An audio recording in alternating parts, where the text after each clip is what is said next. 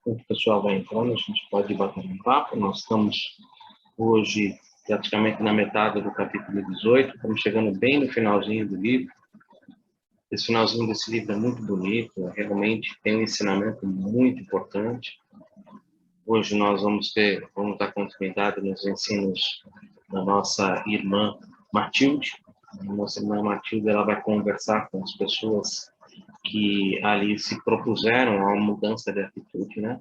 Que foram acolhidas na casa da irmã Margarida, né? E que estão ainda, esse episódio, esse capítulo, né?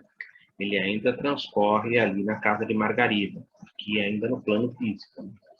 Então, essa reunião ela está sendo à noite, né? Que é a noite de orações. E há 15 dias atrás, a gente viu que o nosso irmão Google ele forneceu, né, o fluido plástico, né, que é uma energia neurica, né, para nós aqui considerada energia neurica. No caso deles é aquele fluido vitalizador, né, e que propiciou que a nossa irmã Margarida pudesse ali se manifestar naquele meio físico, né? Então, ela está materializada, eles estão vendo. Isso é muito interessante.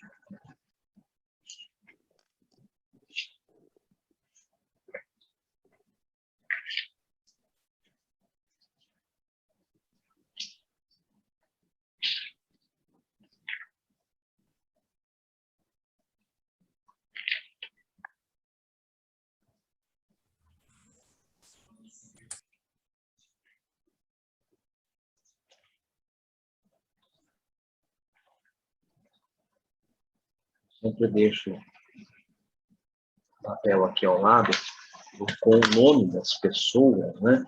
Com o nome de cada um dos componentes, porque a gente guardar todos os nomes que o nosso irmão André Luiz deu para cada um não é uma coisa assim tão fácil, né? Tem muitos personagens, né? Então eu deixo uma relação de nomes, né? É assim, às vezes até, que nem nessa daqui tá só, eu não peguei a relação completa, eu só coloco a primeira palavra do nome para me lembrar, é fulano, é ciclano, é para a gente poder dar continuidade no nosso bate-papo. Porque realmente esses nomes, né, eles foram todos ali colocados por André Luiz a fim de preservar, né, a identidade dessas pessoas. Muitas dessas pessoas ali que fazem parte daquele conluio, daquele trabalho, eram pessoas que tiveram encarnadas aqui junto de nós, né? E usar os próprios nomes seria algo complicado, né? Porque poderia haver associações, então o ideal mesmo é trabalhar sempre com nomes diversificados, né? Boa noite, pessoal, tudo bom? Boa noite, Márcia.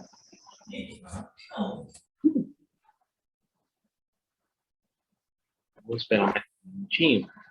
Aí eu vou pedir para vocês quem pode fazer para a gente a prece de abertura, para a gente dar início. Boa noite, Edu. Boa noite, Gilberto. Tudo bem? Graças a Deus, tudo jóia, Edu. Graças a Deus. Gilberto, aproveita que você tem aí, tem como fazer a abertura para nós? Pode ser uma abertura simples. Oi, Edu, eu estou no meio do trânsito. Então, vamos deixar para uma próxima oportunidade, sem nenhum problema.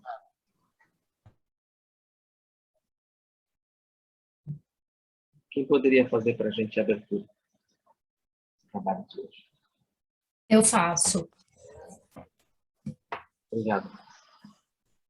Então, vamos elevar o nosso pensamento a Deus, a Jesus, aos espíritos que nos acolhem, que nos assistem. Agradecer por mais um dia de nossas vidas, agradecer por todas as oportunidades que nós temos, sejam elas doloridas ou não, mas que todas servem de aprendizado, depende do nosso olhar, da nossa sensibilidade e da nossa conexão. Agradecer por mais uma noite de estudos, pedir amparo à espiritualidade, para que todo o estudo ocorra da melhor maneira possível, para que a gente possa aproveitar, pedir amparo para todos nós que estamos aqui no estudo e para aqueles que também não puderam comparecer hoje, com a prece do Pai Nosso. Pai nosso que estais nos céus, santificado seja o vosso nome, venha a nós o vosso reino, seja feita a vossa vontade, assim na terra como nos céus. Pão nosso de cada dia nos dai hoje, perdoai as nossas ofensas, assim como nós perdoamos a quem nos tem ofendido. Não nos deixeis cair em tentação, mas livra-nos, Senhor, de todo mal. Que assim seja. Graças a Deus. Boa noite a todos, sejam todos bem-vindos. Estamos na metade do capítulo 18, né? O capítulo 18 que nós temos a palavra da instrutora Matilde, né? A instrutora Matilde é quem está nesse momento conversando conosco. O título do capítulo é Palavras de Benfeitor. Há 15 dias atrás, a gente comentou um pouco sobre esse capítulo.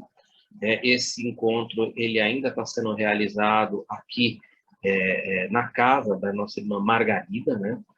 E como todos ali que foram sendo recepcionados, que passaram por aquele cordão vibratório de proteção da casa, aquela luz que foi colocada nas janelas, indicando que aquele era um local em que os espíritos que se encontravam naquela região poderiam encontrar um porto seguro, um ponto de apoio, onde eles poderiam ali, se realmente estivessem dispostos a mudar os seus hábitos, a refazer o seu caminho, eles iriam encontrar ali essa possibilidade. Então, esses irmãos ali foram durante todo o dia sendo acolhidos. No capítulo 17, nós vimos que eles ali conversaram entre eles, um ajudando o outro a compreender aquilo que estava se passando. Foram, como o próprio André Luiz falou, né, entre eles foram ali se harmonizando e se reequilibrando. E na expectativa de que à noite eles iriam entrar em oração, e se tudo corresse bem, a nossa irmã Matilde, é a benfeitora, que nesse momento está trabalhando nesse conjunto, iria ali estar presente, iria se materializar ali, vamos falar materializar no mundo espiritual, ou seja, na erraticidade, ela se tornaria tangível e visível para aqueles espíritos que se encontram naquela região e naquele momento, em estado vibratório, que se encontram naquele momento. É bom nós lembrarmos que um pouco antes de Matilde se tornar visível a todos eles, o próprio irmão Gúbio chegou para André Luiz e pediu para ele dirigir os trabalhos, porque ele, Gúbio, já conseguia ver Matilde e ela já se encontrava ali. Porém, ela não era possível dela ser visível pelas outras pessoas pelo padrão vibratório em que ela se encontra. O halo mental, ou seja, o perispírito dela, era tão quintessenciado numa vibração tão elevada que no local onde eles se encontravam, para todos ali presentes, inclusive para André Luiz e Eloy, ela ainda não se fazia visível.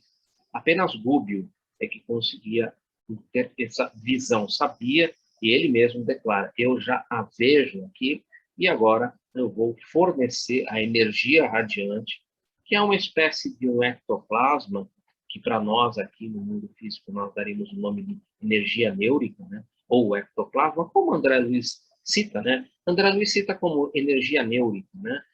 Nós aqui no cotidiano compreendemos mais como ectoplasma.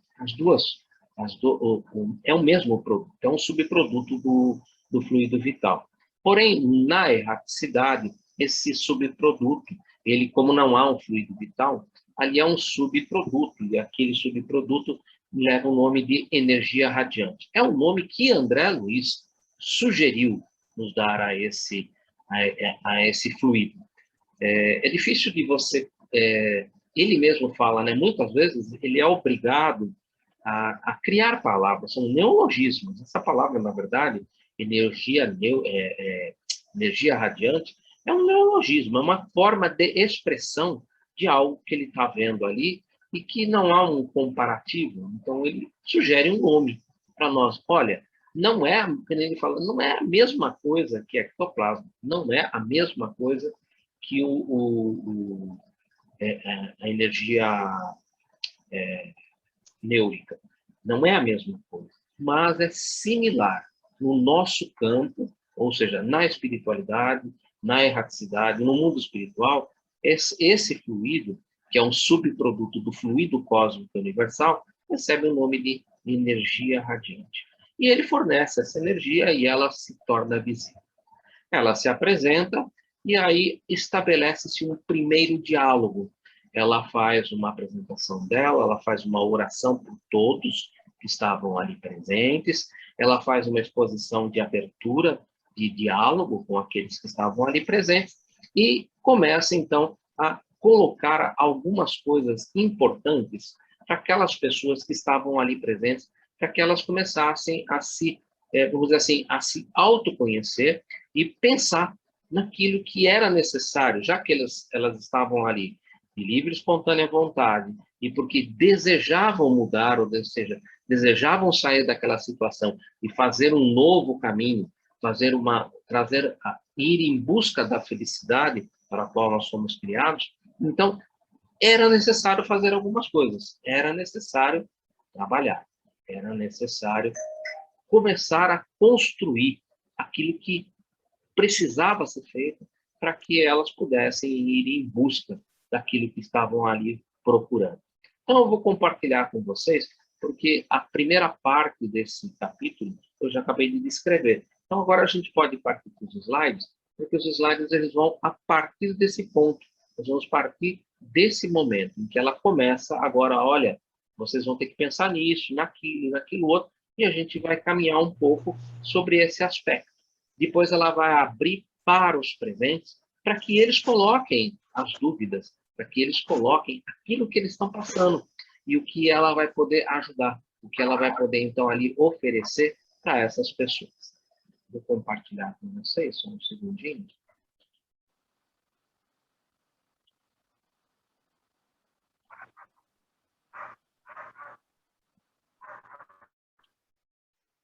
Nós paramos mais ou menos por aqui.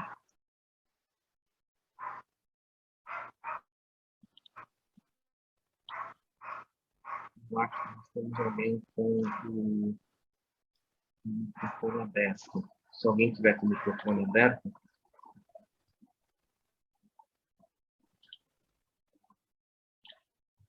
Tá. Matilde falando com eles, com todos aqueles que estavam presentes ali. Ela está visível, né, o slide para vocês, né? Eu nem perguntei, me desculpa. O slide está visível?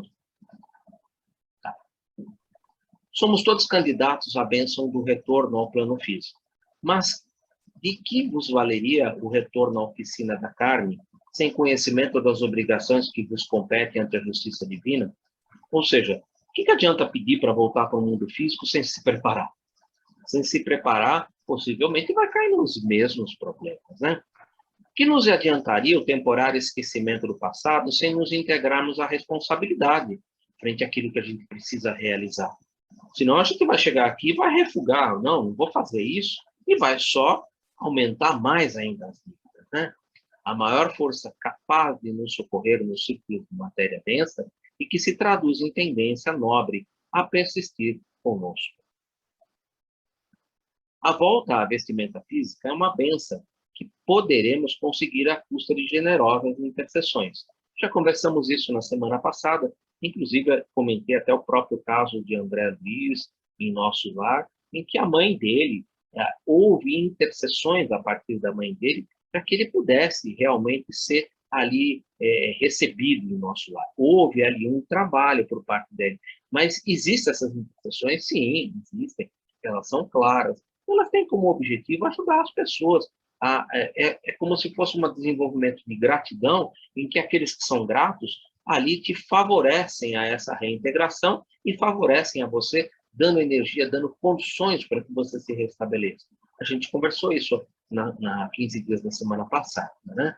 Quando não nos faltem mérito para obtê-la, caso do André Luiz, no instante oportuno por nós mesmos, tanto quanto é possível conseguir trabalho digno na esfera da crosta, movimentando amigos que nos conduzam aos objetivos disputados. Mesmo esquema. Aqui também, às vezes, você não tem condições de fazer alguma coisa, mas alguém que tem um pouco mais de condições que você, ele, como se fosse, falasse assim, eu vou investir em você, para que você possa conseguir dominar melhor esse trabalho, esse servir, e depois você começa a caminhar com os seus próprios passos. Ou seja, é esse aspecto dessa ajuda. O próprio irmão Rubio fez muito, muito, muito, nos ensinou muito, quando atendeu ali Leôncio, quando atendeu Gaspar, todos eles muito devedores perante a justiça divina e muito ali atendidos por Rubio, desenvolvendo sobre ele a gratidão, e a gratidão que depois trouxe todos eles aqui em conjunto para esse trabalho. Então, isso acontece muitas vezes, não é algo assim, se dizer, nossa, não, é algo comum. No entanto, ocorrem muitos encarnados que localizam respeitáveis quadros de serviço, não só por usarem direitos que nada fizeram pelos merecer, com flagrante abuso das leis que nos regem as ações, muitas almas procuram o santuário da carne, formulando precipitadas promessas, e nela penetram agravando os seus próprios débitos. Então você muda, tudo se repete. A ideia da figurinha é exatamente aquilo que a gente deve gravar, né? E eu estou andando um pouco mais rápido nesses slides, porque esses 5 slides que tem aqui, eles já foram vistos há 15 dias atrás. É só para a gente voltar no mesmo nível que nós estávamos, né? Tímidas, levianas ou inconsequentes aproveitam o estágio bendito na esfera carnal, ou seja, na reencarnação, para repetirem as mesmas faltas de outras épocas. E com absoluta perda de tempo, que é patrimônio do Senhor. A gente até conversou um pouquinho sobre o tempo, né? Na semana passada, o tempo, como ele é uma das coisas mais importantes na nossa vida, é o tempo, né? Rogais o regresso à sombra protetora da carne, no propósito de desfazer os sinais desagradáveis que vos marcam a veste espiritual. Ou seja, vocês estão pedindo para reencarnar, porque o teu perispírito, ele apresenta todas as marcas e todas as cores, como nós já vimos, referente a todos os vícios, a todos os desatinos que nós fizemos aqui enquanto encarnados. Isso fica tudo marcado na nossa veste espiritual, como nós chamamos, no nosso perispírito, no nosso halo mental. Ele traz essa luz do nosso halo mental, ela traz exatamente quem nós somos. Inclusive, nós já estudamos nesse livro, lá quando houve ali com Gregório, enquanto os grupos eram formados, eles eram formados exatamente por esse halo mental, esse padrão vibratório que colocavam aquelas pessoas naqueles grupinhos que estavam sendo ali atendidas nas trevas e que ali se fechavam exatamente por terem afinidade com alguns vícios e com alguns padrões morais pouco elevados. Já armazenasse suficiente força para esquecer os males que vos foram causados na crosta da terra? Ou seja, vocês já estão dispostos realmente a perdoar?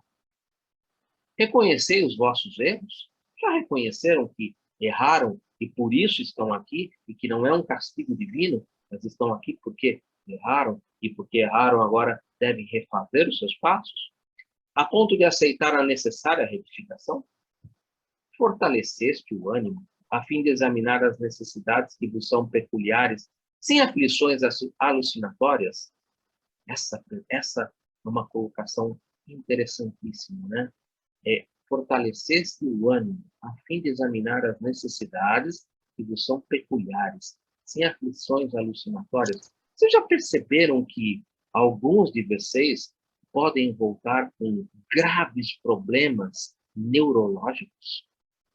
Vocês já se notaram que alguns de vocês podem voltar com graves deficiências físicas?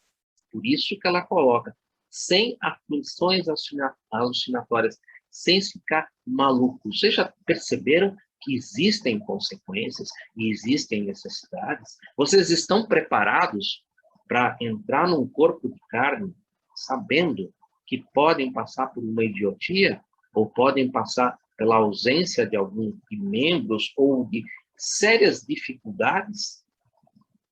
Estão preparados para isso? Sem ficar alucinado, sem perder a sanidade? Essa é a pergunta que ela está fazendo. A pergunta é muito criteriosa e é muito direta. Essa pergunta é muito importante nisso daí. No entanto, qual ocorre a muitos encarnados que se localizam... Aqui eu voltei para trás, me perdoe. Aprendestes a servir como Cordeiro Divino, como Jesus nos ensinou, até o sacrifício pessoal na cruz da incompreensão humana, anulando na própria alma as zonas viciadas de sintonia com os poderes das trevas? Ou seja, estão preparados mesmo para enfrentar tudo que a vida vai lhes oferecer? Esse trabalho não é um trabalho de que, me dá um corpo novo aí de carne, me faz esquecer o passado, que eu vou lá refazer. Não, você tem que se preparar. Você está preparado que haverão, você sabe que vão ter consequências, você sabe que vão ter muitas provas e muitas, entre aspas, expiações, às quais vocês vão estar sujeitos? Já auxiliaste os companheiros de caminho evolutivo e salvador com a intensidade e eficiência que vos justifiquem a rogativa de colaboração intercessora? Ou seja, você ajudou algumas pessoas aqui no mundo espiritual e mesmo aí encarnados, você já criou um grupo de amigos que possam lhe dar testemunho? Você já desenvolveu no coração das outras pessoas o aspecto da caridade e principalmente no aspecto do sentimento de gratidão? Você desenvolveu gratidão para que essas pessoas possam realmente lhe ajudarem? Você tem esse grupo? Você conseguiu formar esse grupo? Que obras boas já efetuastes, a fim de rogar-lhes novos recursos do céu? Com quem contais para vencer nas experiências porvindouras? Acreditais, porventura, que o lavrador recolherá sem plantar?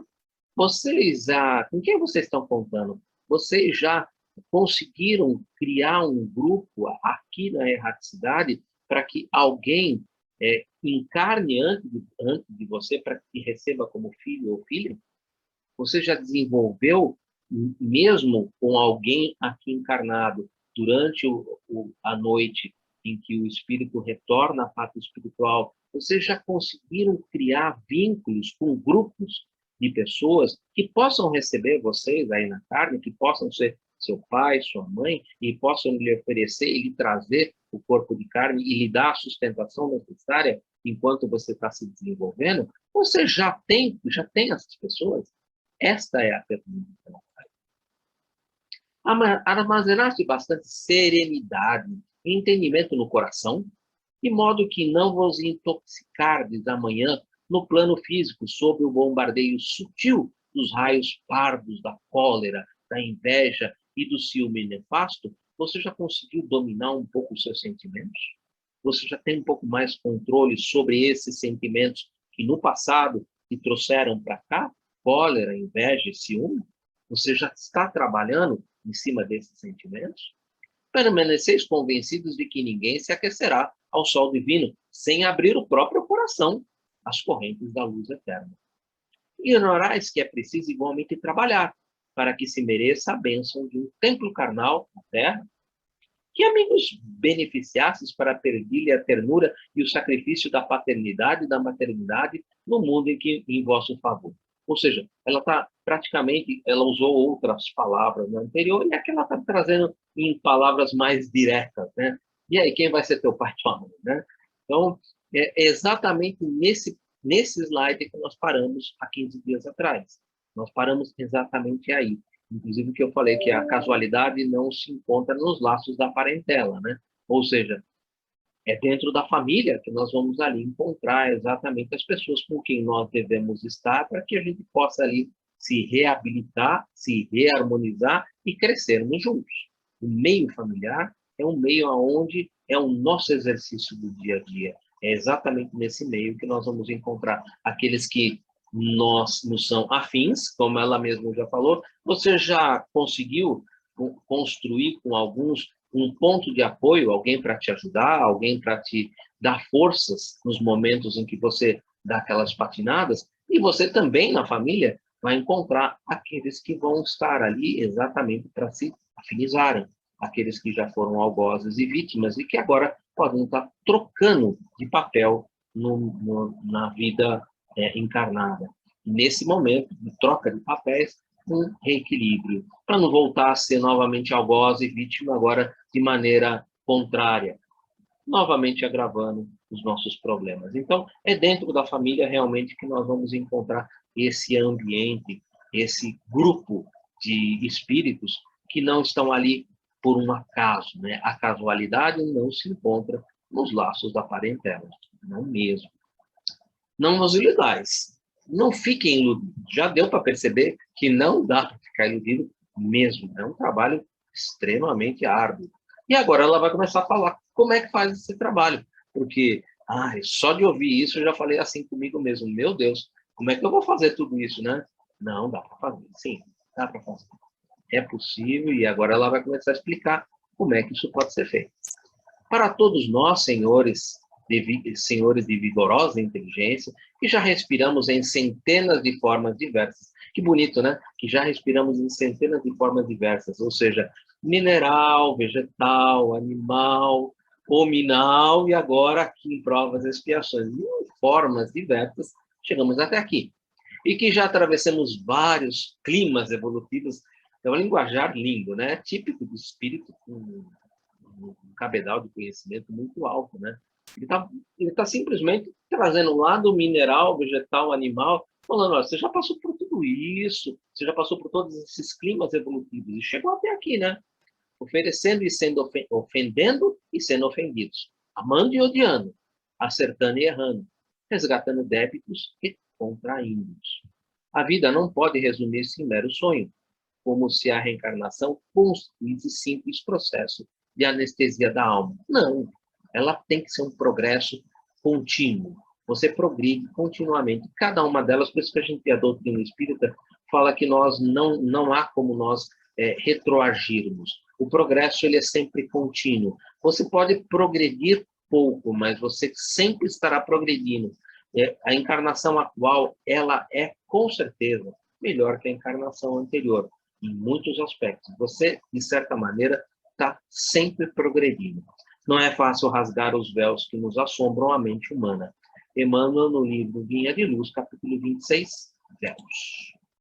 É indispensável, pois, que nos refaçamos, aprimorando o tom vibratório de nossa consciência, ou seja, o nosso halo mental, né? Tornando ele mais, o nosso perispírito mais quintessenciado, o nosso padrão vibratório mais consistente, né? Alargando-a para o bem supremo, e iluminando-a à claridade renovadora do Divino Mestre. A mente humana, honrando os patrimônios celestiais que lhe foram conferidos, não poderá vegetar. Ou seja, o progresso é um determinismo. Não tem como você ficar parado. O único determinismo que existe é o do progresso. Nós fomos criados por Deus para sermos espíritos puros e felizes. Querendo ou não querendo, o progresso nos fará chegar até lá. Como?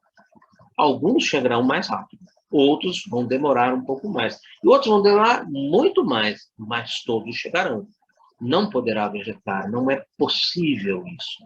A feição de um arbusto enfesado que nada produz de útil na economia do orbe, nem deve imitar o irracional, afinal de contas, você já chegou na condição biominal, que se localiza na retaguarda da inteligência incompleta, ou seja, com o raciocínio fragmentário. O racional, ele ainda tem o raciocínio fragmentado. Um comentário, né, da minha parte, lembrando que a grande maioria dos comentários eu tiro das obras de Emmanuel, do Evangelho por Emmanuel, obras que foram ali de Francisco Cândido Xavier e que foram ali agrupadas pelo nosso irmão Saulo César Ribeiro, né? Então, eu encontro, às vezes, alguns comentários que são referentes a passagens do Evangelho e que fazem menção ao livro Libertação. E aí, eu quando percebo que isso acontece, eu trago os comentários aqui. Aprimorando o tom vibratório de nossa consciência, né? Eu já até comentei um pouco sobre isso, né? Significa que não devemos levar uma vida contemplativa, abstendo-nos do trabalho, pela nossa sobrevivência e pelo auxílio ao próximo. A reencarnação é uma oportunidade de crescimento que deve ser utilizada para a busca de nosso aperfeiçoamento moral e intelectual. Lembra daquelas duas asinhas, né? a asinha da moral e a asinha da intelectual, elas têm que bater em consonância, né? Despojando-nos dos nossos vícios e imperfeições e melhorando a qualidade da nossa frequência vibratória, para que a gente possa ter, como a Matilde está usando, né, a nossa vestimenta espiritual, né, mais quintessenciada, mais alva, mais bela, né, e um padrão de cores também no nosso halo mental mais radioso, né, e deixando penetrar em nossa consciência a luz de Jesus, que nos renova e fortalece. Uma existência entre os homens, por mais humilde para nós outros, é acontecimento importante demais para que apreciemos sem maior consideração. A existência é algo importantíssimo, ela envolve todo um trabalho de elaboração, de construção, de quem vai ser esse, quem vai ser aquele, as construções das famílias. É algo muito grande, que não pode ser simplesmente assim desprezado. Ela tem um objetivo, que é o objetivo de nos melhorarmos, de nos aperfeiçoarmos. Todavia, sem abraçar a noção de responsabilidade individual, que nos deve marcar o esforço de santificação, qualquer empresa dessa ordem é arriscada, porque em nosso aprendizado intensivo na recapitulação, cada espírito segue sozinho, no círculo dos próprios pensamentos, sem que os companheiros de jornada, com raríssimas exceções, lhe partilhem as inspirações dignificadoras. O que ele está querendo dizer aqui? É que o nosso crescimento é cada um no seu mesmo, no seu padrão, na sua forma, e a construção do reino de Deus ela é íntima, pessoal e intransferível, sabe? Jesus falou de uma forma bonita, né? Cada um segundo suas obras, né? E é exatamente isso, cada espírito segue sozinho, e ele vai trilhar o seu caminho. Ele pode escolher os caminhos que foram percorridos pelo Cristo, por isso ele é nosso guia, né? Modelo e guia. Modelo porque tudo que ele viveu, ele veio aqui e veio nos ensinar. Então, ele é um modelo. Se você seguir aquilo ali, perfeito, e guia. Porque todos os caminhos pelos quais nós vamos seguir, ele já seguiu. E por isso ele veio para nos guiar pelo caminho mais reto, pelo caminho que nós vamos chegar mais fácil. Agora, e se você resolver pegar caminhos tortuosos? Você pode. A própria providência divina e a própria lei de causa e efeito normalmente vai te conduzindo de volta ao caminho. O que a gente aqui costuma chamar de uma maneira mais grossa, né, dor e sofrimento. Todas as vezes que nos desviamos da lei de Deus e que pensamos mais em nós do que em todos nós, porque somos todos filhos de Deus, quando nós desenvolvemos o nosso egoísmo, não, vou por aqui porque para mim por aqui é muito melhor naquele momento, mas haverão responsabilidades e nós vamos ter que arcar com essas responsabilidades, e as responsabilidades, às vezes, elas nos vêm na maneira de dor e sofrimento, para que nós possamos novamente ser conduzidos ao caminho reto, ao caminho que nos conduz à felicidade, ao caminho que nos levará um dia a chegarmos próximos do nosso Pai Celestial. Cada criatura encarnada permanece só nesse caminho, no reino de Deus, de si mesma, no conteúdo de si, conhece-se a si mesma e faça-se indispensável muita fé e suficiente coragem para marcharmos vitoriosamente sobre um invisível madeiro redentor que nos aperfeiçoa a vida até o calvário da suprema ressurreição.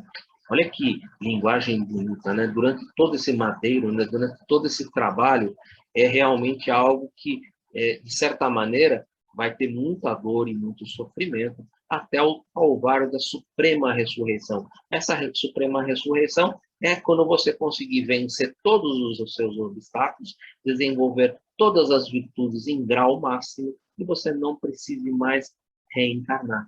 Você agora já é um espírito puro. E aí a suprema ressurreição é aquela segunda morte que André Luiz comenta em dois sentidos. Uma delas, quando você destrói o seu perispírito, chegando a uma condição de um ovoide. E a outra, quando você adquire todo o desenvolvimento moral e intelectual possível e que você aí não te cabe mais a continuar um processo reencarnatório de um corpo de carne. você agora pode abrir mão dessa reencarnação, porque agora você já é um espírito puro. Você agora continua o processo evolutivo natural, como o próprio Jesus, continua aprendendo, continua evoluindo, continua caminhando, como o próprio Emmanuel nos fala no livro A Caminho da Luz.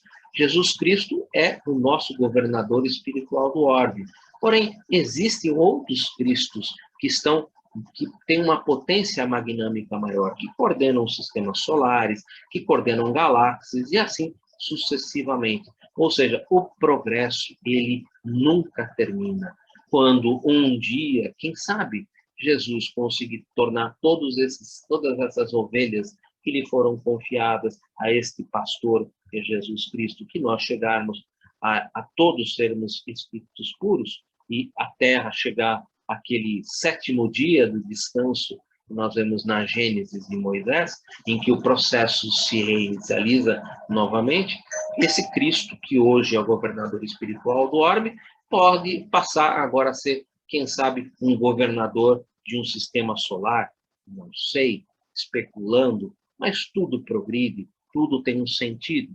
E nosso irmão ali, Emmanuel, no livro A Caminho da Luz, nos dá esse sentido de que tudo está sempre progredindo, todo mundo está sempre aprendendo, todo mundo está sempre crescendo e cada vez se aproximando mais do Criador, cada vez se aproximando mais do Eterno.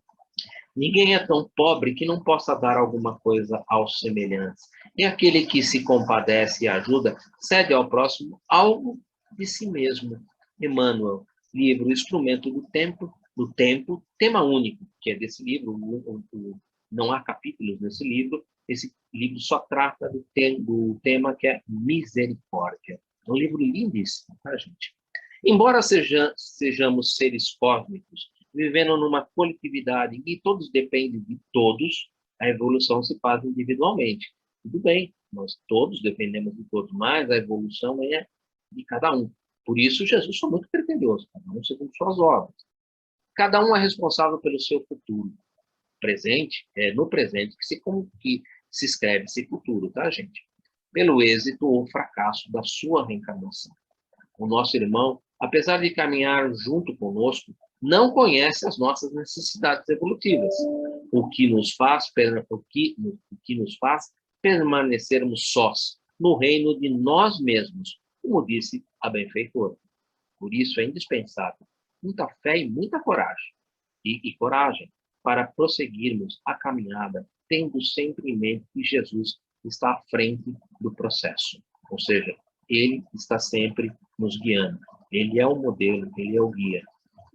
Não tem como você ir à frente de Jesus. Se você tentar fazer isso, você vai quebrar a cara, vai realmente ter problemas, né? Então, ele é o caminho, ele mesmo colocou, eu sou o caminho, eu sou a verdade, eu sou a vida. Ninguém vem ao Pai senão por mim. Ele foi muito preciso, né? Ninguém vem, né? Ou seja, ele já está lá, né? Ele está só nos aguardando, que vocês venham, né? Ninguém vem ao Pai senão por mim. Não dá para ir na frente, tá, gente? Ele é o nosso guia modelo. Sigamos o nosso guia modelo, com certeza nós vamos chegar lá. E aí, aquilo que eu comentei um pouco antes da gente começar o nosso estudo de hoje, né? É que ela ia fazer primeiro uma colocação daquilo que era necessário e depois que ela colocasse, olha, vocês agora já compreenderam tudo que vocês têm que fazer, vocês vão ter tempo, vocês vão ter pessoas aqui para te ajudar, vocês vão, óbvio, eles vão ser todos no final conduzidos a uma casa transitória, depois a cidades espirituais, vão encontrar ali pessoas, vão encontrar grupos que vão poder ajudar eles a fazer tudo aquilo que a nossa irmã Matilde ali falou para eles, se vocês tiverem força de vontade e realmente quiserem, tudo isso daí dá para fazer. Vocês vão encontrar apoio para tudo isso. Não se preocupem. Tudo vocês vão conseguir fazer. Mas, agora, as pessoas que estavam ali, muitos ficam com dúvidas, como nós também, sempre temos dúvidas, né? Então, ela agora se colocou à disposição de ouvir os necessitados. E aí, nesse instante, Matilde fez uma longa pausa, como se desejasse quebrar a feição de solenidade que a sua presença nos imprimira. Dirigindo-se com acento carinhoso aos ouvintes, rogando-lhes que se pronunciassem acerca dos projetos acalentados para o futuro. O que vocês, então, agora, depois de tudo isso que vocês escutaram, o que vocês estão pensando para o futuro? Vocês ficaram com alguma dúvida? Tragam para que a gente possa conversar um pouco a respeito disso. É exatamente isso que ela está querendo nos dizer, né? Vozes de gratidão elevaram-se comovidas. Um cavalheiro de olhos fulgurantes destacou-se na multidão e foi claro na consulta. Grande benfeitora disse gravemente: fui duplamente homicida na derradeira romagem terrestre. Respirei muitos anos no corpo carnal, como se fora a pessoa mais tranquila do mundo. Não obstante, trazer a consciência manchada de remorso e as mãos enodoadas de sangue. Ludibriei quantos me cercavam através da máscara da hipocrisia. Ou seja, ele foi duplamente, ele matou duas pessoas. E, aparentemente, pelo que nos está aqui colocando, as pessoas aqui, a sociedade não o via dessa maneira. Ele se utilizava da máscara da hipocrisia, mas trazia na sua consciência, e nós sabemos que as leis de Deus ficam na nossa consciência, essa mancha, essa consciência que ficava ali tocando na ferida toda hora, lembrando daquele acontecimento, lembrando daquele fato.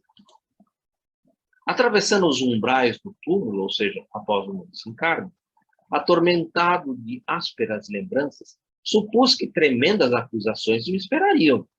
Semelhante expectativa aliviava-me de algum modo, porque o criminoso perseguido pelo remorso encontra verdadeiro socorro nas humilhações que o espizinham, que o oprimem. Contudo, não encontrei senão o desprezo, com o rebaixamento de mim próprio. Minhas vítimas distanciaram-se de mim, desculparam-se e esqueceram.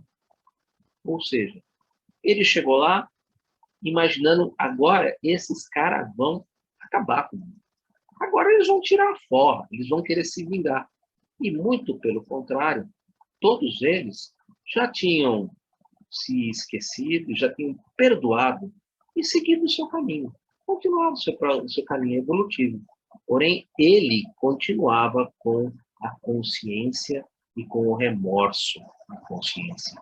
E agora, como refazer isso? Que situação complicada, porque, vejam, aqueles que foram ali assassinados por eles já, não, tudo bem, eu te perdoo, eu vou seguir meu caminho, eu sei que a vida, ela houve circunstâncias que possivelmente levaram a esse termo, tanto da minha parte como de outras partes, e a pessoa se entendeu com ela mesma e se perdoou a ele, esqueceu e seguiu o seu caminho. E aí, como fica uma situação dessa, né? Uma boa pergunta, né? Realmente é uma pergunta muito bem colocada, né?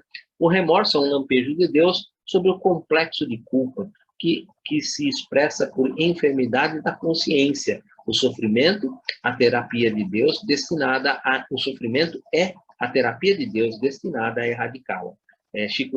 Francisco Cândido Xavier, Emmanuel está no livro Gotas de Paz. E também é um livro que só tem um título, tá? Interessante esse aspecto, né? E agora? Como é que fica, né? Vamos ver. Vejo-me, todavia, esporeado por forças punitivas, ou seja, esporeado é marcado, como se fosse aquela espora no cavalo, né? Como se diz, machucado, né? Sendo machucado, a consciência me machucando, me dando os esporados, né? Por forças punitivas que nunca poderei descrever com as minúcias desejáveis. Há um tribunal invisível em minha consciência. E, debalde, inutilmente, procuro fugir aos sítios em que desprezei as obrigações de respeito ao próximo. Abafando os soluços, rematou conveniente. Como iniciar o esforço de minha restauração? Veja que situação, né? André, tão imensa tristeza perpassava naquela voz humilde que nos sentimos todos tocados nas fibras mais íntimas. E Matilde respondeu bondosamente: ora, fazer ao teu próximo o que gostaria que fosse feito a você mesmo. Faça aos outros. É isso que ela vai agora falar para ele. Outros irmãos, não longe de nós, suportando a carga das mesmas culpas, caminhos infelizes entre o pesadelo e as aflições indesejáveis. Abre teu coração para eles. Começarás ajudando-os a enxergar a estrada regenerativa, alimentando-os com esperanças e ideais novos, atraindo-os ao trabalho de sublimação pelo esforço na constante aplicação do bem. Ou seja, vá lá outras pessoas que estão em situações muito parecidas com a sua e ajude essas pessoas. Faça com que elas possam enxergar essa estrada de regeneração. Elas podem sim refazer o caminho, elas podem sim corrigir os seus erros. Procure pessoas que se encontram presas em situações muito parecidas com a sua e ajude essas pessoas como você foi ajudado. Você não foi ajudado dessa forma? Vá lá e ajude essas pessoas também. Desenvolva nelas aquilo que Gubbio nos ensinou, gratidão. Desenvolva nelas gratidão para que essas pessoas depois formem um conjunto, um grupo que harmonicamente possa contigo um dia estar em família ou próximos da família, se reajustando, se reabilitando, trabalhando para o seu aperfeiçoamento. Esse é o objetivo. Sofrer-lhe-ás as injúrias, as chacotas, as incompreensões, mas descobrirás um meio de ampará-los com eficiência e brandura. No começo, gente, é que nem quando a gente faz, quando a gente está fazendo desobsessão, esclarecimento, quando os irmãos chegam ali, eles chegam brafejando, falando mil coisas, que não vão perdoar de maneira nenhuma, que vão se vingar, que vão. E você vai trabalhando, e você vai conversando, e você vai mostrando que as coisas não são exatamente como ele vê. As coisas já mudaram, a pessoa já está num outro corpo, já nem lembra mais aquilo que se passou. Ele, ali preso em circunstâncias do passado, que muitas vezes está ligado a circunstâncias que ele nem sequer conhece, que fazem parte de uma vida pretérita. E aí você vai trabalhando, mostrando que ele, vendo que um outro está encarnado, ele também sabe que um dia ele vai ter que encarnar. Então, como funciona todo esse processo? Como que pode estar num outro corpo e nem lembra do que fez? O que foi o passado que eu não lembro? E você vai nessa conversa, vai conversando e vai propiciando uma libertação, vai libertando aquele espírito das amarras e das teias do ódio e da vingança. Aqui é a mesma coisa, como ela disse, né? Sofrerás injúrias e sacotas, incompreensões. Imagine você que numa sessão de desobsessão, quando é trazido um irmão que está obsediando um outro, que no passado lhe tirou a vida, ou qualquer outra coisa que criou ali uma ligação, né? E essa ligação que foi criada ali, que foi estabelecida naquele momento, ela precisa ser rompida, né? E você não vai conseguir quebrar isso daí em 10 minutos, mas nem em 15, mas você vai conseguir fazer com que ele comece a refletir. E é esse processo que ela está falando para ele. Procure as pessoas que estão em situações como você e vai ajudar, mas não espere que elas vão te receber de braços abertos. Você vai construindo isso e vai edificando esse trabalho, vai construindo como o Gubbio construiu junto a Leôncio, junto a Gaspar, no coração deles a gratidão. Esse é o processo. Depois de semelhante sementeira, você começará a recolher as bênçãos de paz e luz, porquanto o Espírito que ensina com amor, embora delituoso e imperfeito, todos nós, acaba aprendendo as mais difíceis lições da responsabilidade que adquire transmitindo a outros revelações salvadoras que não lhe pertencem. Pertence ao que aprendeu, porém é necessário vivenciar. Isso tem que ser vivenciado. Realizando esse serviço dignificante, retornarás então, mais tarde, ao corpo físico, à encarnação, recapitulando os ensinamentos que gravaste na mente, interessada em renovar-se. Ou seja, todo um trabalho de preparação que você está fazendo e que depois, ali, porque nós temos sempre ideias natas, né? E que estarão ali gravadas na mente e que no momento oportuno elas vão sendo renovadas, vão sendo relembradas por nós, né? Tudo ao seu tempo, né? Encontrarás daí em diante mil motivos para a cólera violenta e a tentação, e a eliminar adversários, abatendo-os a golpe mortal. Te visitará com frequência no coração. Por quê? Porque no passado você passou por isso, e agora, na encarnação presente, você está aqui exatamente para exercitar a respeito disso. Então, você vai ter situações em que você, se você não estiver bem preparado, você vai cair exatamente nos mesmos erros do passado. Então, você vai ter motivos ali para cólera, para tentação, para tentar, como ele já fez no passado, eliminar o adversário. Só que você, se estiver bem preparado, se você já estiver aproveitado todo esse momento que você tem aqui, o amparo divino, todo esse carinho que você conseguiu aqui conquistar com as outras pessoas e esse apoio das outras pessoas, você vai conseguir vencer. Então, se prepare, porque a próxima encarnação ela vai trazer situações para você mostrar que realmente você aprendeu para não cair nos mesmos erros. Esse é o que ela quer dizer para ele. E é esse processo que vai acontecer com todos daqui para frente.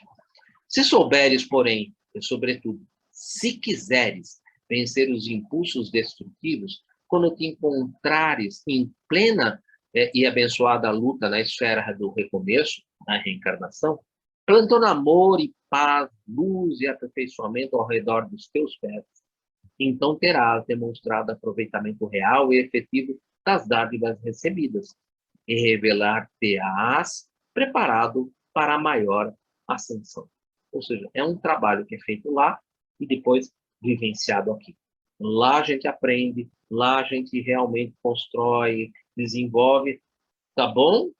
Aprendeu tudo, gravou tudo na consciência, tá? Já se encontra preparado? Então, vamos lá, abençoado para a luta na esfera do recomeço. Agora, aqui na esfera do recomeço, vão ser colocados no seu caminho todo aquilo que fazia parte do seu passado, que são as responsabilidades, as consequências, né? Houveram causas, agora vão haver os efeitos. E esses efeitos agora você vai ter que trabalhar com eles, para que você não caia novamente nos mesmos erros, né? Então, esse processo é um processo que se monta lá, estuda-se, trabalha-se, constrói-se, e aí vem se colocar em prática aqui. Muito interessante e é bom a gente ir aprendendo. Antes que a emissária pudesse imprimir novo brilho ao ensinamento, chorosa mulher recorreu-lhe ao conselho, exclamando, humilhada: grande mensageira do bem, confesso aqui minhas faltas diante de todos e peço-te roteiro salvador. Enquanto encarnada, nunca fui punida pelos meus excessos no abuso dos sentidos. Possuí um lar que não honrei, um esposo que depressa esqueci e filhos que afastei deliberadamente de meu convívio, para gozar a saciedade, os prazeres que a mocidade me oferecia.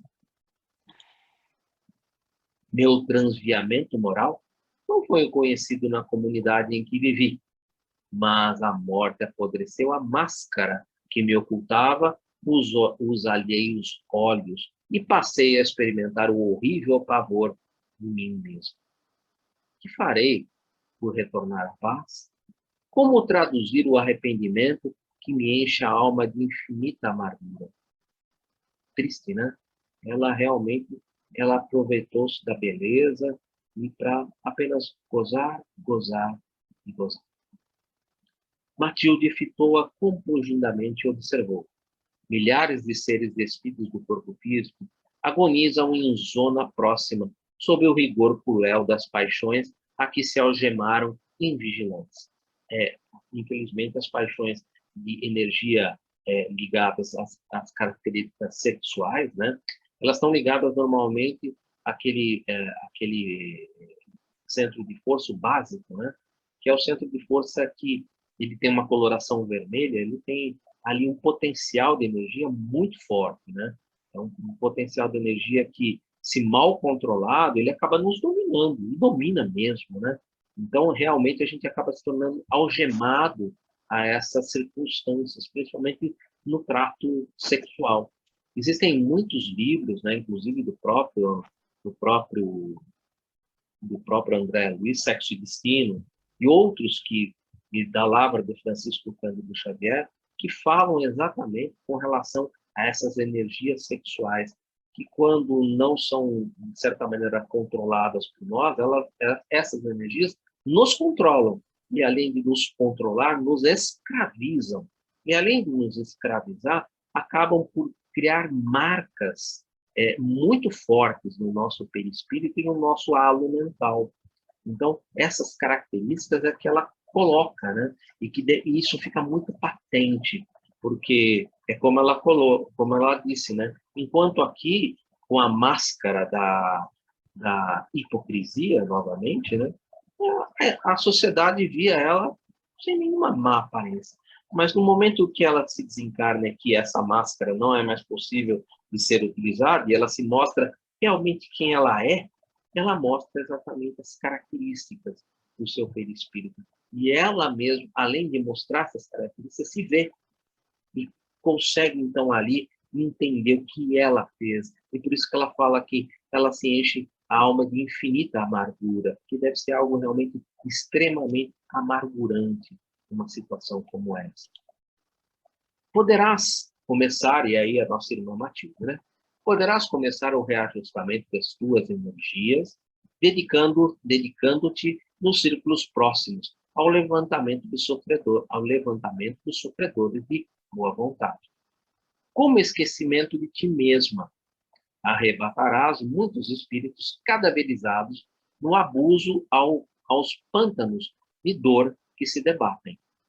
Plantarás na mente deles novos princípios e novas luzes, consolando-os e transformando-os a caminho da harmonia divina, reconquistando, por tua vez, o direito de regresso ao campo bendito da carne. Ou seja, esse é um processo do outro irmão, aqui, de uma maneira um pouco mais voltada para o pensamento. Ela vai trabalhar mais com o pensamento das pessoas, criando bons pensamentos, mudando um pouco os hábitos, principalmente quando se fala desse abuso dos sentimentos. Esse abuso dos sentimentos. Todo dia é dia de regar os bons pensamentos, os sonhos, a esperança, a alma e o coração. Reconduzido, então, à abençoada escola terrestre, receberás, talvez, a prova terrível da beleza física. Afinal de contas, isso gente, é praticamente patente que isso vai acontecer. Não foi aonde ela caiu?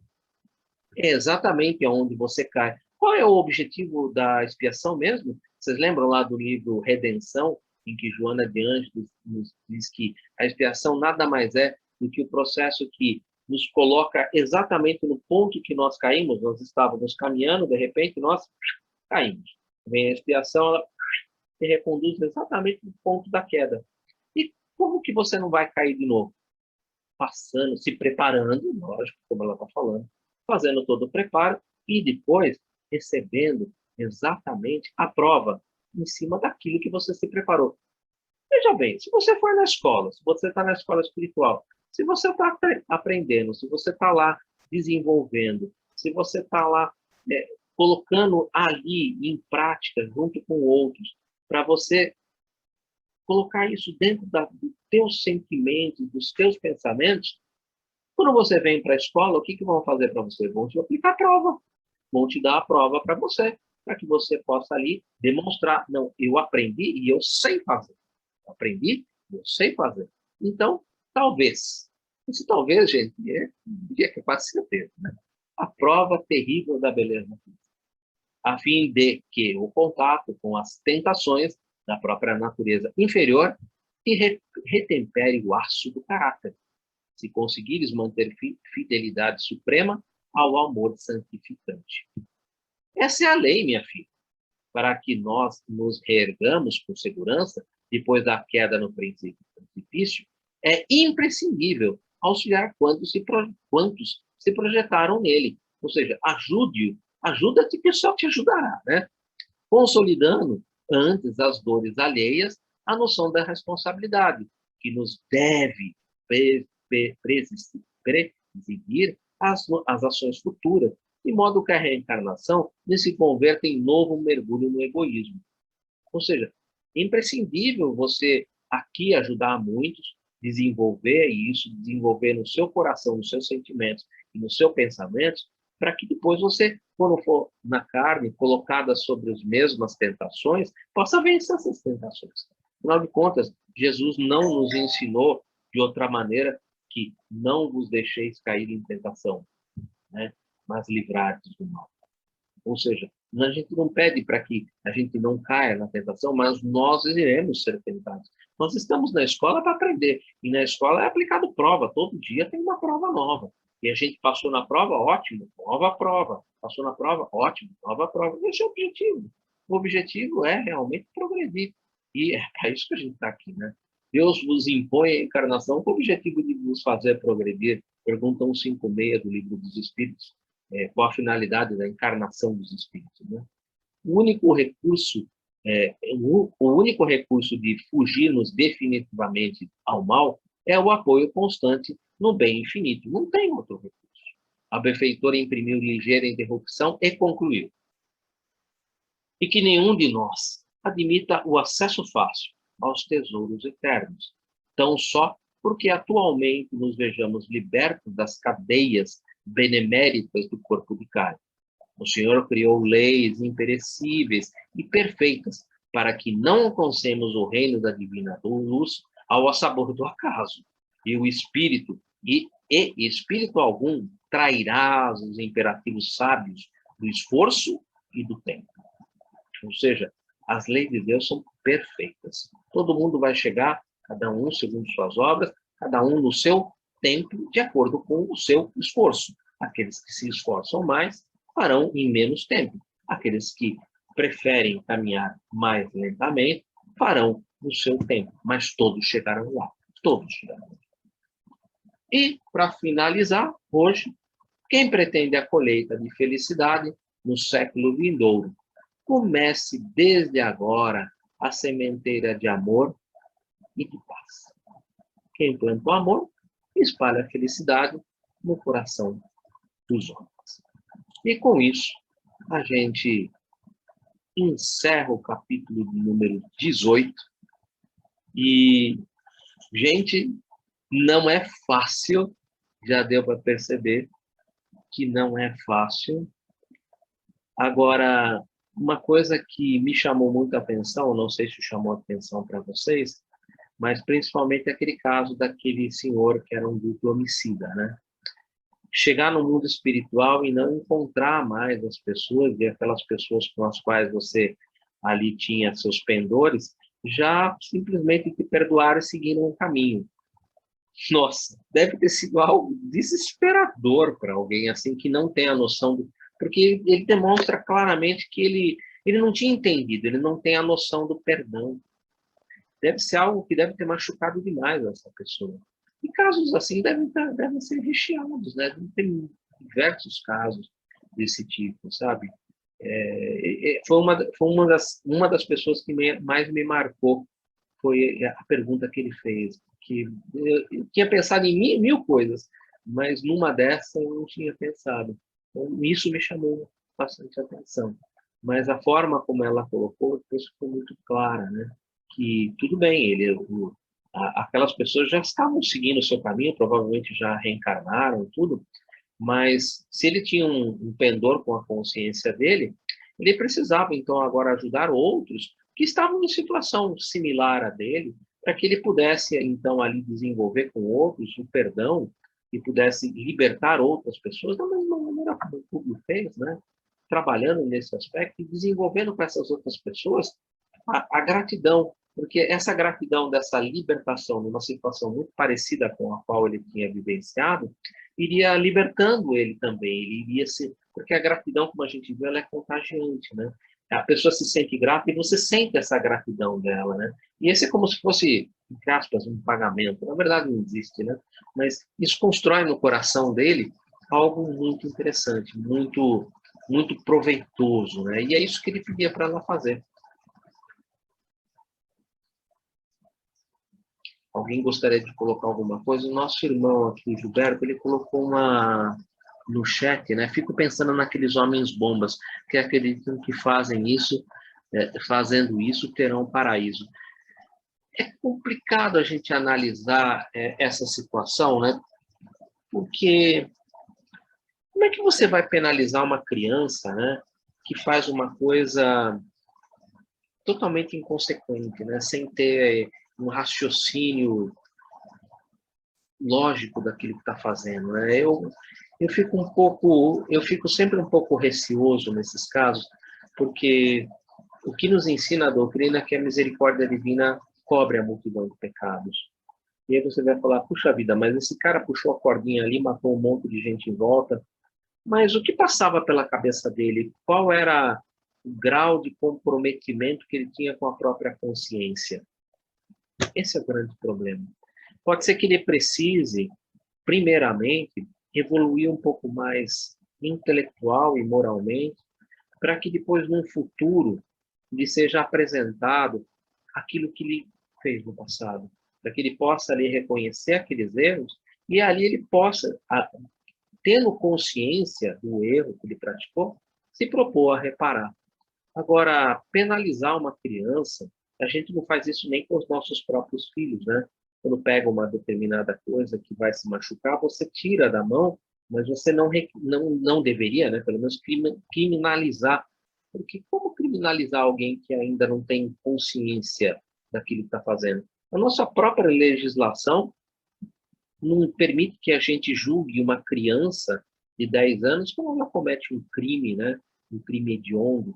Às vezes ela, sei lá, uma criança de 10 anos viu a arma do pai em cima do balcão ali e vê na televisão toda hora aquelas filmes de tiro e pega a arma e vira para alguém e dá um tiro. Como é que você vai criminalizar uma criança que fez uma coisa dessa, que tirou a vida de uma outra pessoa? Mas, Edu, aí a gente está falando, você, por exemplo, está falando no caso de uma criança, né, que realmente não tem noção do que está fazendo. Mas um homem bomba, ele sabe que aquela atitude vai matar milhares de pessoas, né? Agora, ele sabe das consequências. Esse é o grande problema. Consequências como? Do mundo espiritual? As consequências que ele possa enfrentar espiritualmente. Ele acredita numa promessa que foi feita para ele, que ele vai encontrar o paraíso, que ele vai encontrar 300 virgens ali esperando ele, e ele está completamente iludido.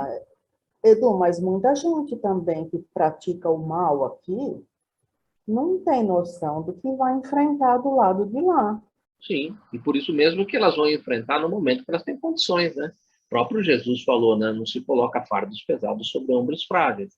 Ela vai... Mas, por exemplo, se eu fui um homicida, se eu, sei lá, enfim, se eu pratiquei coisas erradas, né? No mundo espiritual, eu vou sofrer as consequências. Sim. Você vai sofrer as consequências, mas você tem que... A ver, se você não acredita que depois da morte continua a vida, você primeiro tem que, digamos, compreender que depois da morte vai ter mais vida, entendeu? Que a vida não acaba na morte.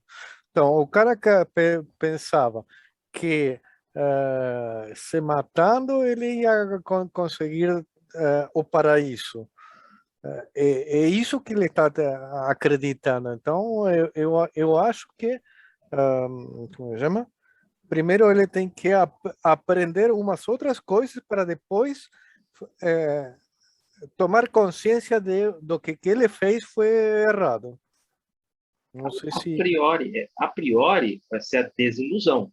Não encontrou o paraíso e se encontrou numa região como essa, por exemplo, em que se encontrava esse duplo homicida. Isso é a primeira desilusão, a desilusão que ele teve, para depois ele poder realmente começar a trabalhar com relação a isso. Esse duplo homicida, por exemplo, ele possivelmente não vai morrer 2 vezes. ele vai ter ali condições que vão lhe ser oferecidas durante a nova encarnação para que ele possa recompensar esse tipo de situação. Tem uma historinha que dizem que foi o próprio Francisco Cândido Xavier que narrou, né? Que era uma pessoa que estava encarnada, né? E que a mãe foi falar, né, sobre o filho e tal, e que esse filho era uma pessoa muito complicada e que já tinha tirado a vida de algumas outras pessoas, né, aqui. E que ela pedia por ele, que pedia a Deus que iluminasse ele para que ele... E diz que Emmanuel falou, né, para Chico, né, esse irmão, numa encarnação anterior, ele já tinha tirado a vida de, tipo, centenas de pessoas. E nesta aqui, ele já tinha progredido bastante. Ele já tinha tirado a vida só de 2 ou 3. Vocês percebem que é uma coisa complicada da gente imaginar, né? E dentro da própria doutrina, nós temos diversos casos, por exemplo, de pessoas que tiraram a vida de muitas pessoas e depois encarnaram em corpos bons, em corpos perfeitos, em famílias boas, se formaram médicos e foram, em vez de tirar a vida, dar a vida. Ou seja, valorizar a vida. Aquele que ele não conseguia salvar com os recursos da medicina, ele tinha que enfrentar as outras pessoas e dizer, olha, eu fiz tudo o que eu podia, mas eu não consegui salvar o seu filho, ou não consegui salvar a sua filha. Ou seja, aprender a valorizar a vida. A gente não pode manter aquela ideia dentro da doutrina espírita de uma encarnação que seja uma punição. A gente não está encarnado aqui com o objetivo de ser punido. Nós estamos encarnados aqui com o objetivo de progredir.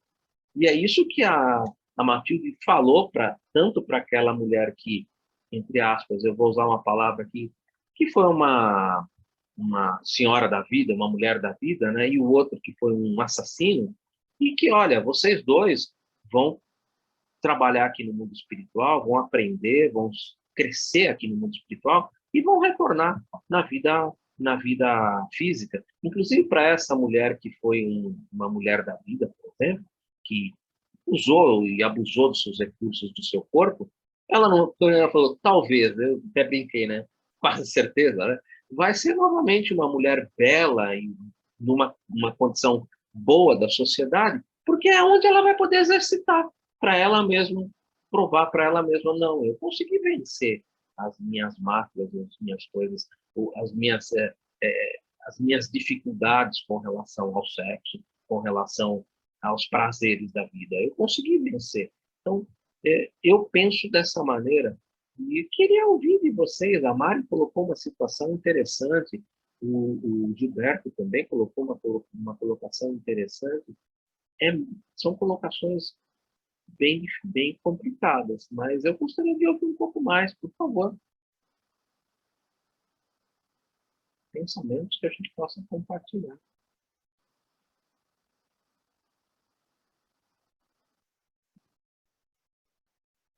Mari, pode colocar o que você pensa, por favor. Se você está achando que não está muito no caminho, manda Não, lá. eu já era isso, porque é simples, eu acho que é muito simples, né? Você mata 1000 pessoas, né? Ah, mas Deus vai te perdoar porque você não tinha noção do que estava fazendo. Aí é complicado, né, Edu? Olha, tem um livro que é chamado, é o segundo livro da série de André Luiz, que é chamado de Mensageiros. Eu não sei se vocês já leram, mas tem um capítulo desse livro em que muitas pessoas que ainda desencarnam e que não têm consciência de si mesmo, não se veem ainda como um espírito imortal, se veem apenas como um ser que nasce e morre. O que acontece normalmente com esses espíritos? Eles entram e ficam, que nem ele colocava lá, existe um castelo, né? Ele escreveu como um castelo, né? Em que estavam ali milhares, milhões de corpos ali em condição de, como se estivessem dormindo. Mas, na verdade, não estavam dormindo. Eles estavam vivenciando pesadelos que faziam parte das suas vidas, daquilo que eles viveram, daquilo que eles produziram. E nesses pesadelos, eles iam ali tentando se harmonizar consigo próprio. Eram pesadelos que quase nunca se terminavam. E muitos desses irmãos, eles são aquelas que a gente que ele costumava dizer que são encarnações compulsórias, na verdade, não é que há uma compulsoriedade. Como é que um irmão que não sabe nem que é um espírito, não se reconhece como espírito mortal, pode fazer escolhas? É uma criança que não sabe escolher absolutamente nada. Então, todo o processo reencarnatório desse irmão, ele é processado pela própria providência divina, que o reconduzia, que o recolocava no seio familiar, para ele pudesse dar continuidade no seu processo evolutivo. Ele iria passar esse tempo nessa, vamos dizer assim, que ele descreve ali um castelo, né, diversos castelos que ele visitou, em que eles estariam ali nesse pesadelo, que era uma consequência dos seus atos e das coisas que eles tinham realizados durante a vida. Óbvio que são casos diferenciados. Aquele que já tem um relampejo de que, sabe, eu sou um espírito, isso aí não vale, tá? Mari, se o sujeito ali tivesse uma ideia ali interior que ele mesmo estava, vamos dizer assim, encobrindo num objetivo obscuro e dele mesmo, de que não, eu vou puxar a cordinha, eu vou matar um monte de gente porque eu vou me encontrar e vou me dar bem, ele iria cair exatamente onde caiu o nosso irmão aqui, que matou 2. Ele estaria nessa região de trevas ali, com certeza, e estaria com graves problemas e graves comprometimentos. É difícil de a gente analisar, porque a gente não sabe no íntimo de cada um, que cada um carrega lá no seu íntimo, bem lá dentro de si mesmo, o que ele sente, o que ele está ali maquinando dentro daquele teu íntimo, né? Então, isso é um pouco difícil, realmente, querer fazer estudo de caso. Eu diria que não é tão fácil. Oi, Eduardo. Boa noite, tudo bem? Ótimo, Jane, que bom que você está aqui.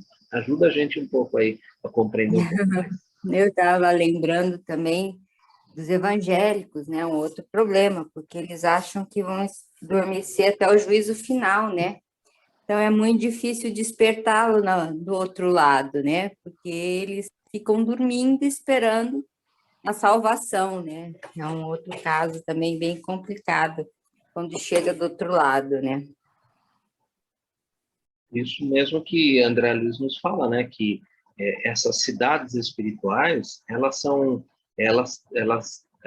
as pessoas que estão nessas cidades espirituais, elas estão ali por grau de afinidade, grau de desenvolvimento, tanto intelectual como moral, que os coloca ali. Já imaginou levar um muçulmano para nosso lar? Seria algo assim, seria algo inconcebível, lógico, né? Então, cada um vai estar realmente no lugar propício, junto com as pessoas propícias, e, lógico, ali naquele meio, vão ter aqueles que vão estar colocando as sementinhas, vão estar plantando as sementinhas de uma visão diferente, e que no futuro elas vão acabar germinando. É interessante quando a gente fala, principalmente dos muçulmanos, né? Às vezes a gente tem uma ideia um pouco complicada a respeito desses irmãos, e é interessante a gente perceber que eles têm um grau de evolução que nós já vivenciamos e que muitos de nós ainda estamos nesse grau. É interessante de perceber isso, porque se vocês lembrarem, esse grupo, né, que hoje são os muçulmanos, eles começaram ali com os árabes, né? E Maomé, ou Muhammad, né, que é o nome correto dele, ele recebeu essa revelação nos anos 570 depois de Cristo. Ou seja, Cristo já tinha trazido a segunda revelação, e esse grupo de árabes, eles estavam no ano de 570 depois de Cristo, e eles ainda eram um grupo politeísta. Ou seja, eles acreditavam em inúmeros deuses. Tanto que lá em Meca, né, que existe a Kaaba, né? A Kaaba é aquele quadrado preto que eles ficam circulando em volta, né? Aquele chamado de Kaaba. Né? Ali na Kaaba existiam inúmeras imagens, inúmeros deuses. Inclusive existia uma imagem de Nossa Senhora da Aparecida nos anos 570, e óbvio que já existia imagens também de outros santos que estavam ali dentro da Kaaba. Ou seja, ele era um grupo politeísta. E aí o que acontece? Esse nosso irmão iletrado, Maomé, ou Muhammad, ele tem uma visão do anjo Gabriel. E como ele era iletrado, esse nosso irmão, ele fala, né? Ele é um médium de psicofonia, ele fala, ele recita tudo aquilo que o anjo Gabriel quer passar para aquele agrupamento, para aquele povo, né? E todo o Corão, ele foi escrito, né, pelos escribas que acompanhavam Muhammad. E depois essa compilação, ela foi feita nos anos 640 pelo Califa Omar. O Califa Omar é que constituiu o que hoje nós chamamos de Alcorão. O Corão foi muito importante para o mundo árabe. Por quê? Porque tirou os árabes de uma situação de uma sociedade politeísta para uma sociedade monoteísta, que acredita num Deus único que é Allah. Então, o que Moisés fez há 3.500 anos atrás? Ele tirou o agrupamento dos hebreus que estavam no Egito e ali os conduziu a uma situação de um agrupamento monoteísta de um Deus único. Mesmo processo. Um processo muito similar. Só que esse processo em que os hebreus receberam há 3.500 anos atrás, esses nossos irmãos árabes, eles receberam esta revelação do Deus único nos anos 500, na verdade, né, nos anos 640, né, com o Corão, com o nascimento, né, da lei islâmica, né, vamos dizer assim,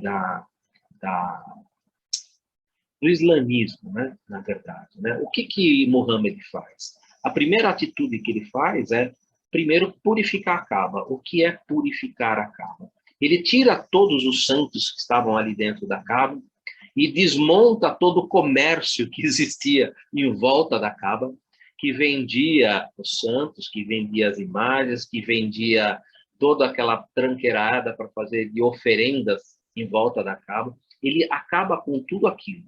Ele é o que é chamado de purificação da Kaaba. E a Kaaba agora, ela é apenas só há um Deus. E o árabe, que nunca tinha colocado o rosto em terra para ninguém, passa agora a colocar o rosto em terra 5 vezes ao dia.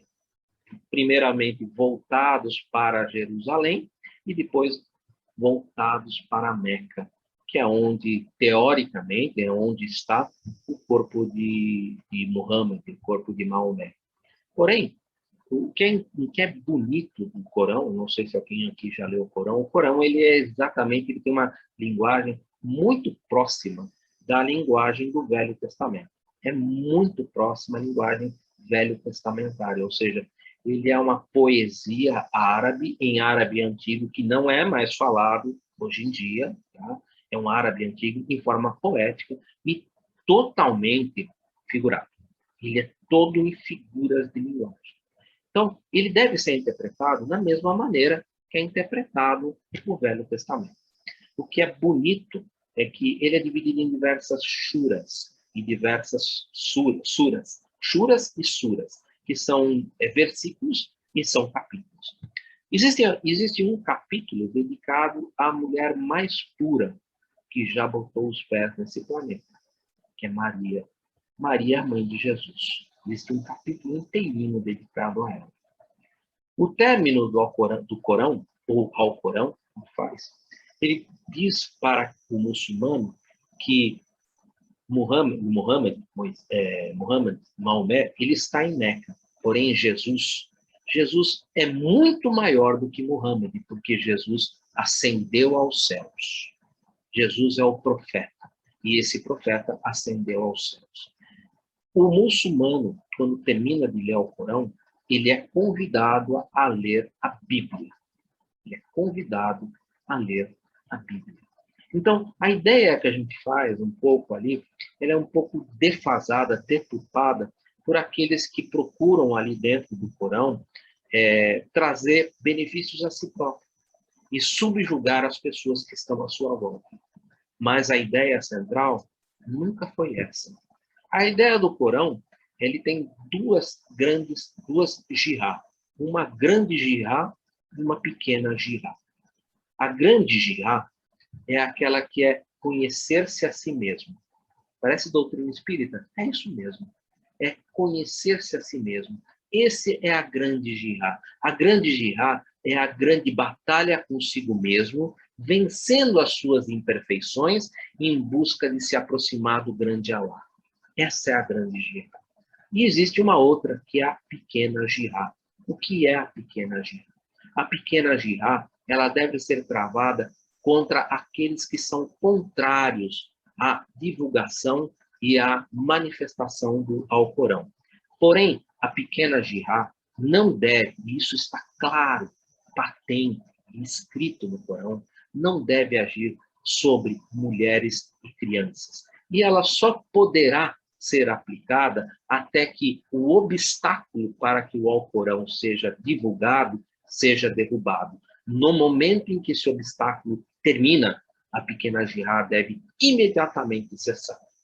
Ou seja, o problema do Corão é realmente de ler e interpretar. É como a gente sempre costuma dizer assim, se você pega o Velho Testamento, a Bíblia hebraica, pega lá Gênesis, e imagina que ali, quando você está falando de Adão e Eva, você está falando de um homem e de uma mulher, você já começa, de certa maneira, pensando errado. Nós estamos falando de estados de espíritos. E tudo que está ali são figuras de linguagem. Se você for interpretar aquilo no pé da letra, fica muito complicado, muito complicado. E o mesmo se dá com o Alcorão, gente, sabe? Eu já tive o prazer de ler e tem passagens que são maravilhosas. O problema é que elas são figuras de linguagem e elas devem ser interpretadas como uma figura de linguagem, como uma poesia que foi escrita há mais de 1.500, aproximadamente 1.500 anos atrás. Ou seja, ela tem que ser contextualizada num grupo, num agrupamento, né, que era politeísta e que estava caminhando para um monoteísmo. Então, você vai encontrar leis muito rígidas, que é a Sharia, são leis muito rígidas, as mesmas leis que Moisés implantou enquanto eles caminhavam pelo deserto. Vocês acham que aquelas crianças espirituais, nós lá, respeitávamos muito Moisés se ele não fosse alguém austero e com leis fortes? A mesma coisa acontece dentro do Alcorão com a Sharia. A Sharia é uma lei forte, uma lei que foi feita exatamente por uma situação de controle de um grupamento politeísta para se transformar num agrupamento monoteísta. As ideias são muito parecidas e a questão aí é realmente de interpretar, sentar e escutar. Eu não sei se isso ajuda a todos nós aqui a termos uma visão um pouco mais abrangente de tudo isso, principalmente quando a gente fala dos muçulmanos. Eles têm, sim, uma tradição, eles têm, sim, um conhecimento, eles têm, sim, uma primeira revelação, como nós temos a primeira revelação, que é Moisés. Eles têm também a sua primeira revelação, que é o profeta Maomé ou Muhammad. Mas o próprio profeta, no final do Corão, como eu já disse, pede para eles, leiam a Bíblia, porque Jesus é maior que Muhammad. Muhammad está em Meca. Jesus ascendeu aos céus. Ele é o profeta, o aguardado, o esperado. Por isso ele pede para que todos os muçulmanos leiam a Bíblia e conheçam a Jesus. Essa é a história, gente. Eu não sei se vocês já conheciam essa história, mas é importante para nós espíritas termos essa noção, principalmente quando nós falamos de judaísmo, islamismo, principalmente evangélicos. A gente precisa ter uma noção, uma ideia geral, protestantismo, ter uma ideia geral de como essas coisas começaram e como elas estão no mundo de hoje. E o islamismo é importante a gente conhecer. Eu acho que vale a pena a gente ter pelo menos essa noção. Isso que eu falei para vocês é uma noção. Quem quiser conhecer um pouco mais, tem boas traduções aí. Lógico, todo muçulmano vai falar para você, isso é uma cópia fraca, porque eles acham que o Corão, o Alcorão, ele deve ser recitado. Mas tudo bem, é uma cópia fraca, mas ele traz ali os conceitos. E aí você tem que tirar as figuras de linguagem para poder realmente entender o conteúdo. Não sei se isso ajudou alguma coisa. O Jorge Larrat, eu estava até essa semana vendo, eu sou inscrita no canal deles, acho que o centro dele, acho que é Sementes de Luz, né? Sim. E ele tem palestras ótimas a respeito. Outro dia eu estava vendo uma palestra sobre os talibãs. Ele é fenomenal, né, o Jorge Larrat. Sim. E ele conhece muito também principalmente o Corão. Ele é uma pessoa que já leu também, então tem noção do que tem ali. E, gente, tem divisões enormes dentro, são os xiitas, os sunitas, depois tem outras subdivisões dentro dos xiitas, dentro dos sunitas. É como em qualquer religião como a nossa, né? Você tem o católico, depois você tem o evangélico, aí você tem o protestante, o adventista do sétimo dia, o testemunha de Jeová, ou seja, dentro do islamismo tem diversas outras bases ali, e cada uma delas, às vezes, foca num ponto específico, e às vezes aquele ponto ele está dentro de um agrupamento que domina, né? E aí é que existem as complicações. Mas existe, acho que isso em todas as religiões. É importante a gente conhecer um pouco. Eu não sei se eu desviei um pouco o assunto, mas achei interessante trazer um pouco desse conhecimento do Corão, porque é algo importante. A gente precisa conhecer um pouco para não chegar num dia num lugar e falar, não, porque todo muçulmano... Calma, vamos com calma. Vamos conhecer um pouco a estrutura, para a gente não sair por aí falando coisas sem ter, pelo menos, uma ideia básica, né? Quando a gente ouve essas palavras, grande jihad, lei islâmica, calma. Precisa conhecer um pouquinho. Não sei se eu desviei o assunto, mas achei importante comentar isso daí. Mas, voltando para os conceitos do capítulo 18, estamos preparados para o capítulo 19? Semana que vem a gente vai começar o penúltimo capítulo, Precioso Entendimento, né? Agora, realmente, é um capítulo muito legal, porque nós vamos ter ali alguns entendimentos que estão nos faltando, e que, graças a Deus, por enquanto, ninguém perguntou nada, né? A semana que vem a gente vai voltar nesses entendimentos. Quem já leu, quem já viu os slides, vai perceber que agora vai ter um desembaraçar, né, de todo esse processo que a gente começou hoje. Gente, é isso. Alguém gostaria de colocar alguma coisa? Eu falei bastante hoje, falei demais, contei história até de islamismo, e eu queria abrir aí se alguém quer colocar mais alguma coisa.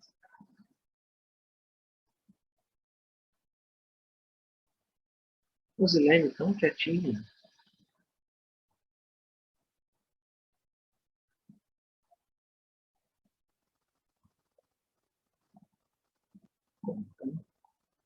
Eu acho que é por aí mesmo. A Mari deu uma sugestão muito, muito legal. Jorge Elahart, né? O sobrenome dele, né? Jorge Elahart, com T mudo. Ele tem feito diversas palestras, ele tem feito diversos seminários e coisas bem atuais, né? Ele está trabalhando em coisas muito atuais. É interessante, sabe, gente? Ele é formidável. Tem... Formidável. Depois coloca no grupo, Mário, o nome dele certinho. Coloco. Tem coisas bem interessantes. Mari, ficou muito fora? Hoje eu viajei, né, Mari? Você puxou um assunto e eu acabei desviando e eu viajei, né? Falei de... Mas eu acho que é sempre bom você viajar, porque a gente aprende muito com as suas viagens. Sei lá, essa parte do islamismo eu acho interessante a gente conhecer, pelo menos para que a gente não fique totalmente escuro, né? Quando a gente... essa semana eu peguei para assistir assim, as coisas... Não é palestra, não é? Porque ele fala para o pessoal do centro que ele trabalha, né? Então, não é propriamente uma palestra. E ele estava explicando, eu peguei essa semana para assistir assim, esses vídeos dele, né? E um muito interessante foi sobre o anjo Ismael. Quem foi o anjo Ismael?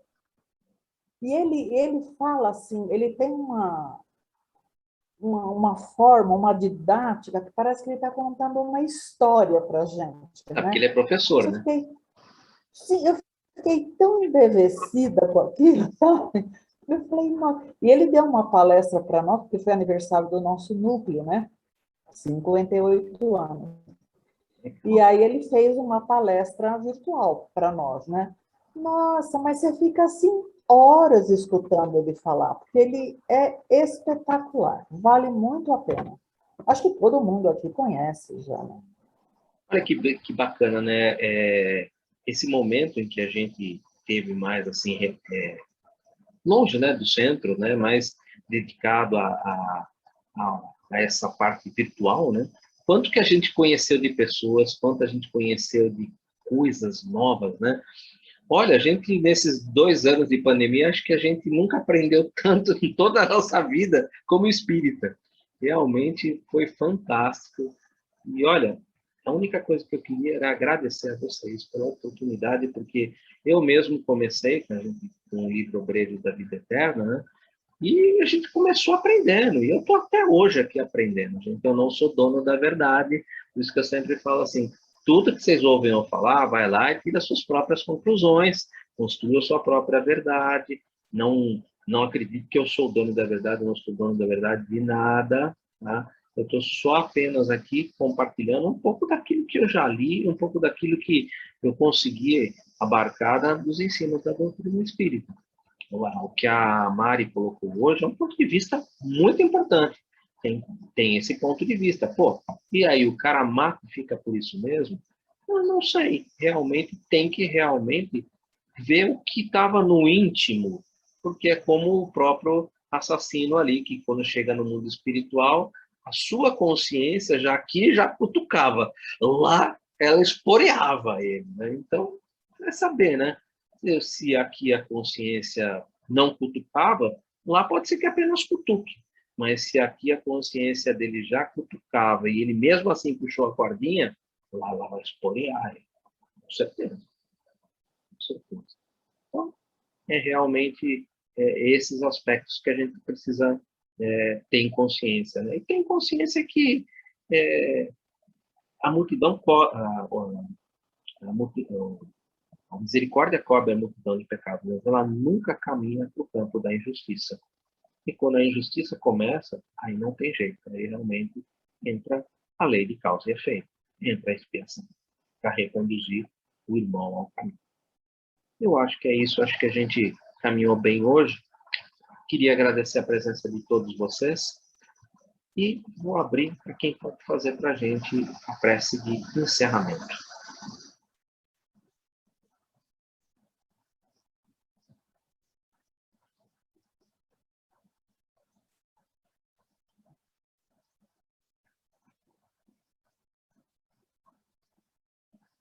Gilberto já está em casa, Gilberto? Dá para fazer a prece para nós?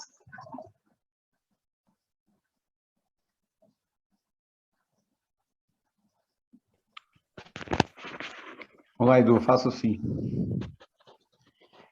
E antes de você Hoje fazer, foi por muito favor, proveitoso a aula, graças a queria agradecer a todos vocês que Oi? participaram, agradecer a você, a Jane, o Ulisses, a Mari, a Rosilene, a Cátia, a Valdínia, todo mundo que participou hoje, gente, obrigado.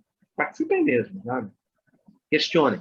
Como você disse, sempre faz nada sozinho, então estamos aqui nos ajudando. Vamos agradecer essa noite de hoje, esse momento muito bom, um momento de aprendizado, onde pudemos estar juntos aprendendo e tentando colocar em dia, praticar cada ensinamento que foi nos dado aqui hoje.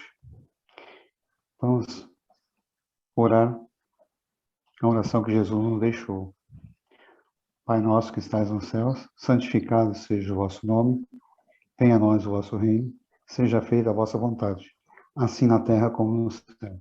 O pão nosso de cada dia nos dai hoje, perdoai as nossas ofensas, assim como nós perdoamos aqueles que nos têm ofendido. Não nos deixeis cair em tentação, mas livra-nos do mal, Senhor. Amém.